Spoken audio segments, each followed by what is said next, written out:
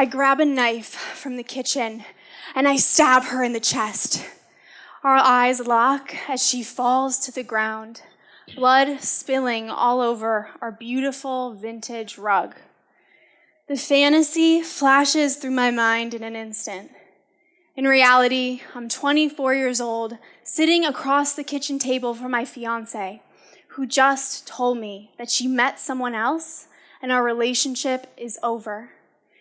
My body is pulsating with rage, and I have to do something to get it out. So I grab the bag of vegan cheese sitting next to me on the table, and I whip it at her head, where it smacks her square in the jaw. Satisfaction.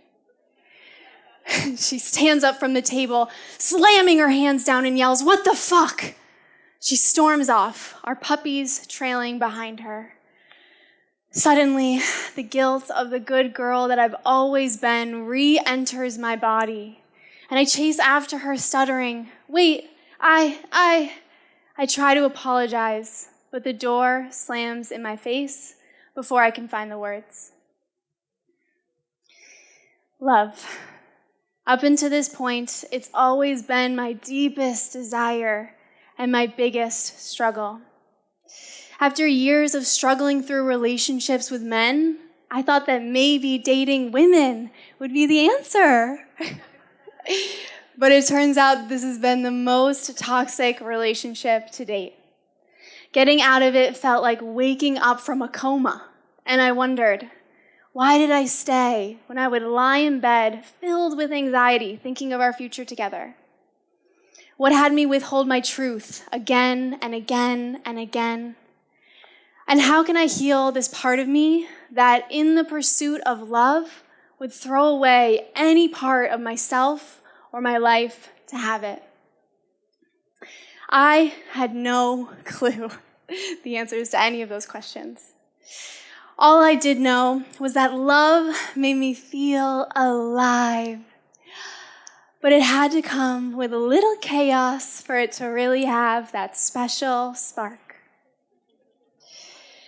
Chugging vodka with Will in the basement closet at 14. Cowering behind Peter as he threatened to beat up any boy who looked at me at 18. And speeding drunk down the highway with Adam in his stolen car at 23.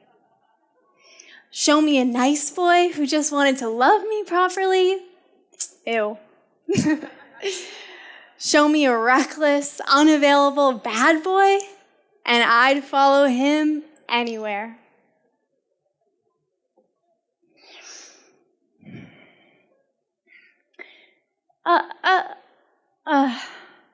The words get stuck in my throat. I watch as Will walks out the bedroom door back to the party downstairs. I wanted to ask him to stay and cuddle with me. I pull the sheet up over my naked body. I'm 16 years old, and I just had sex for the first time. I had liked this unavailable bad boy Will for years, and I thought that maybe if I just had sex with him, he'd finally love me too. But I do my best to get out of bed, brush it off, act like I don't care, like how I usually do, and go back to the party downstairs.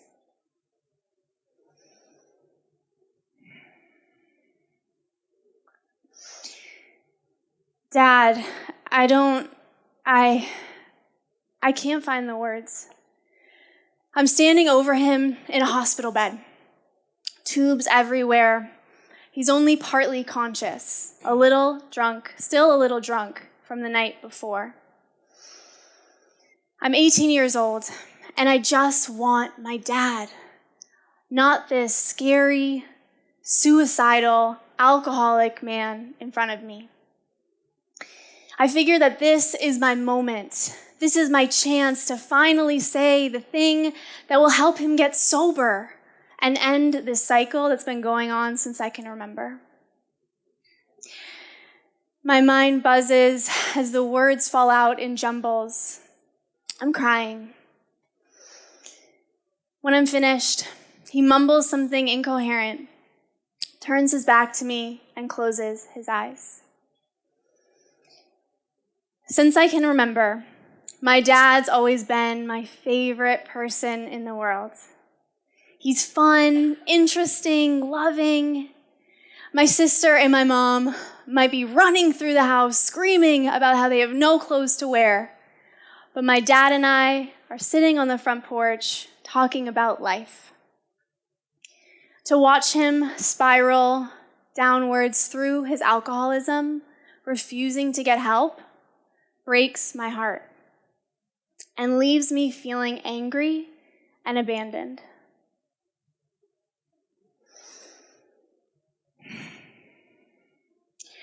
I'm punching a pillow, seeing the faces of Will, Liz, my dad. Screamo music is blasting, and I'm in a room with 30 other women doing the same thing. I'm 25 years old, fresh out of my chaotic engagement, and I came on this retreat about feminine energy because I'm ready to heal. And I'm finally letting myself feel it all. And by the end of the exercise, I'm seeing my own face in the pillow for all the times I've abandoned myself in the pursuit of love.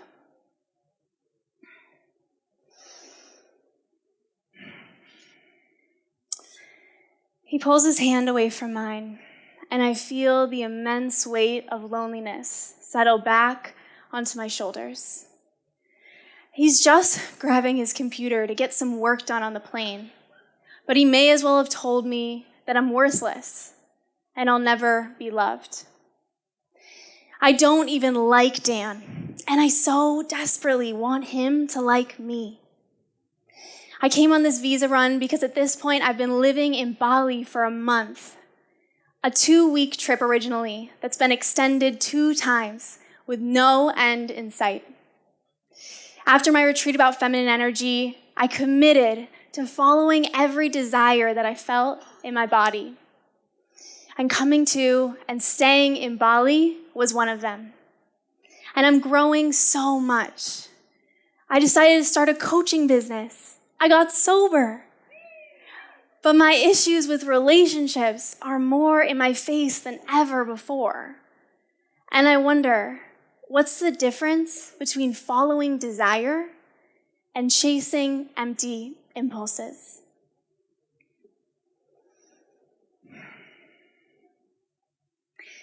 Hi, I'm Kelley, and I'm a sex and love addict. I cringe as I say the words for the first time. I was slightly offended when my friend invited me to this meeting today, thinking that the name sounded much too intense to ever be relevant to me. But as soon as I heard the first person share, I knew that I was in the right place. I dove headfirst into the deepest healing journey of my life. With support, I committed to celibacy. I cut off all romantic situationships that I had going on, and I even banned myself from flirting. I turned towards the loneliness that I had been running from and found my little girl inside who was just scared and wanted to be loved. I learned how to nurture her, how to show up for her, and how to be the loving parent that she needed. From there, I took responsibility for the messes I had made, cleared resentments with my exes, healed my relationship with my dad, and most importantly, forgave myself for it all. I finally found the love that I'd been searching for, and it was inside my own heart.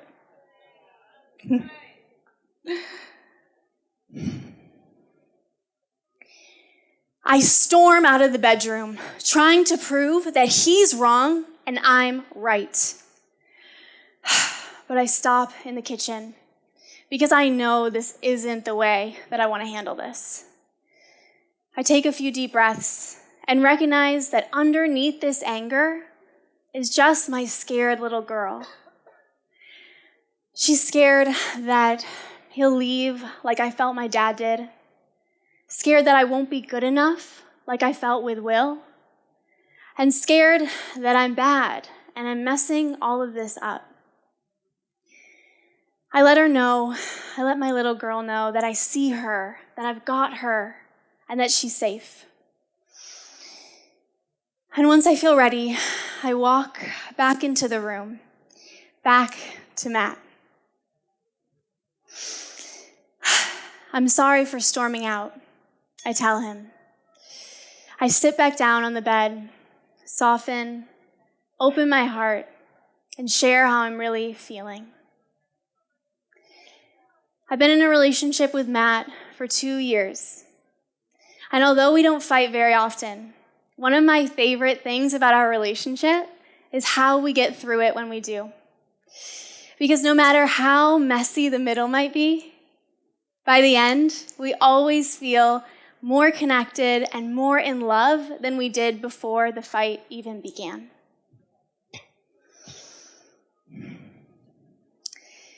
I spent so much of my life chasing love, trying to take love, over-giving love, never realizing that all this love never included me.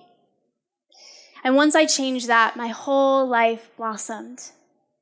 I built my dream life in Bali, co-created a healthy, loving, amazing relationship with this man that I love so much. I found my voice, which I struggled to access for so long.